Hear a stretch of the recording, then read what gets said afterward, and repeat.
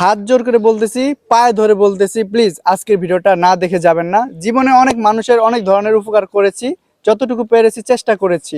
তবে আজকের এই ভিডিওটা করতে এসে বিশ্বাস করেন আমার চোখের পানি আমি ধরে রাখতে পারলাম না, যে মানুষটা এখনো কিভাবে সে নিজেকে সামলাতেছে। এই পরিবারটা গত শুক্রবারে পুরো ঘরে আগুন লাগে, দেন এখন হচ্ছে আমরা আসছি আগুন লাগার পরে, আর এসে দেখতে পাচ্ছি যে এখানে যে কাপড় চোপড় গুলো ছিল সমস্ত কিছু ইত্যাদি যা আছে একটা ফ্যামিলিতে, একটা সংসারে যা ছিল সবকিছু নাই হয়ে গেছে। শুধুমাত্র মানুষগুলো এবং বাচ্চাগুলো যেভাবে মানে জীবিত আছে বর্তমানে, শুধুমাত্র গায়ের পোশাকটা ছাড়া ইত্যাদি কিছুই নাই। তো আমাদের স্থানীয় বাজারের বাংলা বাজারের আমাদের ইয়ামিন ভাই আছে, তো তার কাছ থেকে আমরা সম্পূর্ণ ঘটনাটা একটু জানবো এবং আপনাদের কাছে আজকের ভিডিওটা কেন নিয়ে আসছি সেটাও সম্পর্কে একটু জানবো।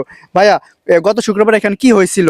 গত শুক্রবার দিবাগত রাতে সম্ভবত চুলার আগুন কিংবা বিদ্যুতের তার থেকে এ বাড়িতে আগুন লাগে। এ বাড়িতে একটা বাচ্চা ছিল 2 বছর বয়সী। ও বাচ্চা চিৎকার করতে শুনে মানুষ আইসা ওকে উদ্ধার করে। তো আগুনের রেলিয়ান শিকার এতটাই ভয়াবহ ছিল যে টোটাল এভরিথিং পুড়ে গেছে। এমন একটা পরিস্থিতি ফ্যামিলির, তারা খুবই আত্মমর্যাদা সম্পন্ন, তারা যে মানুষের কাছে সাহায্য চাবে ওইভাবে যেতে পারতেছে না। এই সমস্ত ব্যক্তিদের সাহায্য করার ব্যাপারে আল্লাহ তাআলা সরাসরি কোরআনে নির্দেশনা দিয়েছে। আমরা সেই দায়বদ্ধতা থেকে এখানে এসেছি। তারা যে রান্না করে খাবে পাতিলটা নাই, তারা যে গোসল করার পরে জামা বদলাবে, গা মোছার মতো তাদের গামছা নাই, পরিধান করার মতো পোশাক নাই। তো দেহান যেহেতু ছোট ভাই, ও কন্টেন্ট করে, ওর ভিডিও অনেকেই দেখে। আপনারা যারা দেখেন তাদের কাছে সাহায্যের অনুরোধ, ওর ভিডিওর মাধ্যমে এই ফ্যামিলির পাশে আপনারা দাঁড়ান।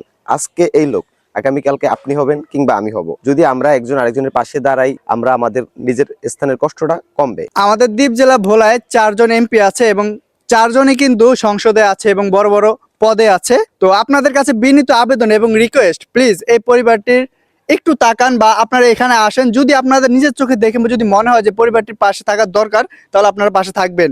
আমি কিভাবে বললে যে আপনারা বিশ্বাস করবেন বা কিভাবে বুঝাইলে আপনারা বুঝবেন, সেটা আমার মুখের ভাষা হয়তো আমি বুঝাতে পারবো না, কিন্তু আসলে সত্যি কথা বলতে আপনারা এখানে আসলে চোখের পানি ধরে রাখতে পারবেন না, এই অবস্থা বর্তমানে।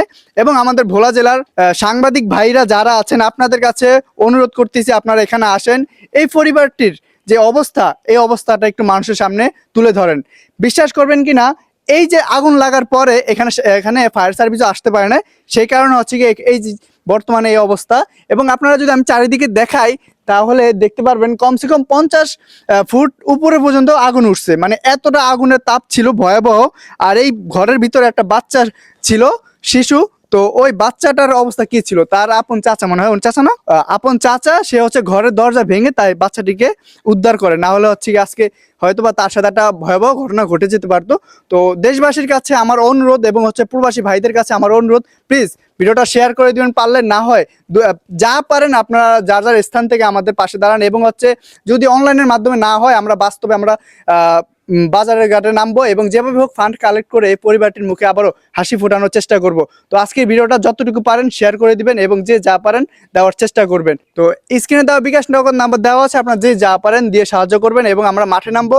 যদি ভিডিওটা দেখেন, যদি আপনাদের সামনে আমরা যাই, আমরা ফান্ড কালেক্ট করতে, একটু দেখে আমাদেরকে একটু আপনারা সাহায্য করবেন। ধন্যবাদ, আসসালামু আলাইকুম।